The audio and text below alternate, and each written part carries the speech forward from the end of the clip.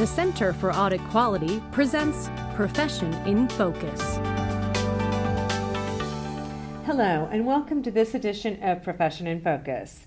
I'm Cindy Fernelli, the Executive Director of the Center for Audit Quality, and I'm very pleased today to have as my guest Tal Goldhamer, who is the Chief Learning Officer at EY Americas. So Tal, welcome. Thank you very much for having me. It's great to have somebody here. This is a different tack that we've taken before, understanding how people learn and develop, so I'm really anxious to get started with you.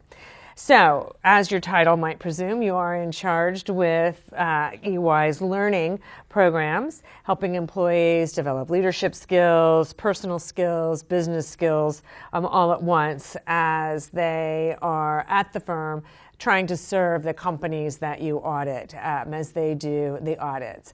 So tell us a little bit about the important skills that you think young people have to have today as they're entering the profession.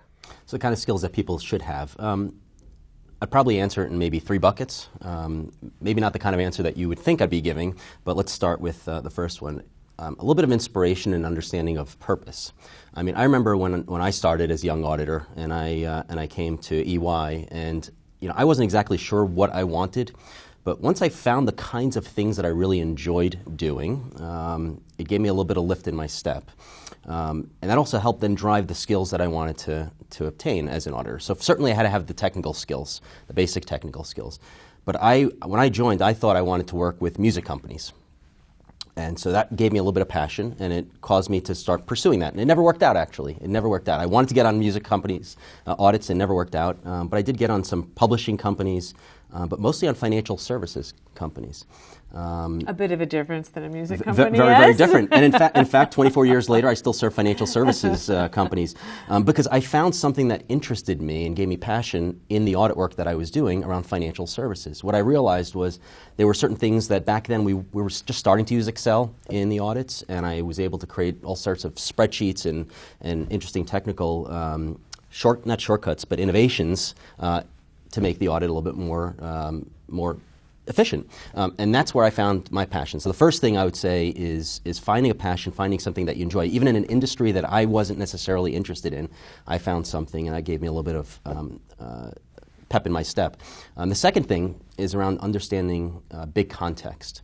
I think a lot of time young people that join public accounting firms or any accounting firms are anxious, they want to learn, they want to dive in, which sometimes prevents them from seeing the bigger picture.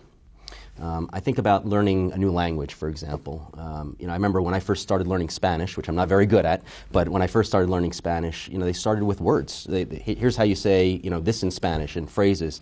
But if I think back and I said, if I learned the history of the Spanish language, why it was developed, why certain things sound the way they do in Spanish, that context would have helped me learn the language a lot better. And the same thing works with audits. If we understand the audit framework and the broader audit methodology, rather than just the area that we're working on, or our clients, their business as a whole. I mean, very often we understand sort of big picture what our clients do, but how often as the first step, do people really start reading the financial reports and the annual reports and really understanding the industry?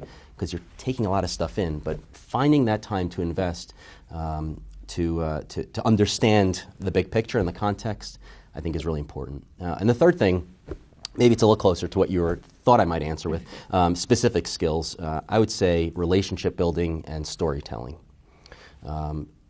Certainly we have to have technical skills, so we're putting that aside for a moment here, but the ability to interact with our clients and convey messages and build the relationships that allow us to have those trusted conversations with our clients, to really be able to interview them and understand what it is that's really happening or where things might vary from what we thought, and then communicate with our clients and with our teams. So I would say probably today, maybe it's a function of the way people interact in their personal lives, a lot of short text messages or pings, but I don't know that people are as good at telling stories and conveying information and building the relationships. I would say those are things that I would say. Now, let me ask you this. Would your advice or would your analysis be different when we're talking about mid or later career professionals? Things that mid or late career people could focus on, I think it's helping inspire the younger generation. That first thing that I said earlier, helping people find the things that they're passionate about. Very often, young people, and I spend a lot of time with our new hires, they are very anxious to hear about the war stories, and they're interested to hear about what they should avoid doing wrong. And sometimes I hear people in their mid or late careers talking about when I was your age type stories. I don't think that's what they want to hear. They don't want to hear that when I was your age, we didn't have email and we used big ledgers and that kind of stuff. As I like to say, I had to walk uphill to school. That's both right. Ways. That's right. So both ways in the snow, same right? thing. Yeah. That's usually not what they want to hear. What they want to hear is about things that they did or either did well and it worked out well, or things that they did wrong that they should avoid. And they're looking for that coaching, and they're looking for that mentoring, and frankly, they're looking for that inspiration. And the people in their mid and late careers are the leaders. They're the leaders who are charged with helping those young people develop and focus on the things and find the things that they're most passionate about. You mentioned development. So I know you spend time trying to understand how people learn. Yeah. Has that changed in the last decade? You look at our environment, that's changed so much with social media and technology. Does the way that we learn, has that changed due to the environmental change, or is it still fundamentally the same? I like the way you asked the question because the way people learn hasn't changed. What we know about how people learn has evolved significantly. Very often people think that people learn differently today. The truth is that people learn the same way that they did centuries ago. The human brain acquires information, clears information the same way. We do have more distractions. There's a lot more to deal with. The perceived value of knowledge has gone down significantly.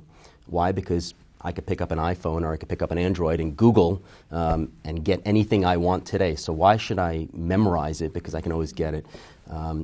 There's some perceptions that have changed, but the way people learn hasn't changed. But what we know about how people learn has evolved significantly. So for example, we know that learning is not about getting information into our brains. Learning is about learning how to retrieve it when we need it. So very often we focus on lectures and just trying to get information into our brains because we hear these stories about how the brain has this infinite capacity, maybe not infinite capacity, but has a lot of excess capacity, and can really absorb a lot more. And that's true, but that's not learning. That's just trying to pile stuff in, because the brain is a very efficient organ, and overnight when you're sleeping, it's clearing out the stuff that it can't attach and doesn't have context for. And so we know that now, and yet sometimes we do spend a lot of time trying to still put a lot of information into people's brains, which is counterproductive. So we know now to get learning to stick, we need to put it in the form of practice and simulations and put it in a way that gives good context for everyone. And so I think we know a lot more about that now, and consequently, I think we're developing learning now that meets those needs, and we're making progress on that. And of course, sleep is important too, yes. Sleep is important. We've learned that over the years, haven't we? Yeah, and actually, the best learning happens over time when there's a sleep cycle in between what you've learned. Yeah. Excellent. Yeah. Well, great. Well, this has been fascinating. Thank you so much for joining us and giving us some thought-provoking ideas about learning and development. So thank you. My pleasure. Thanks for having me. It was my pleasure. And thanks all of you to joining us for this edition of Profession in Focus. I will see you next time.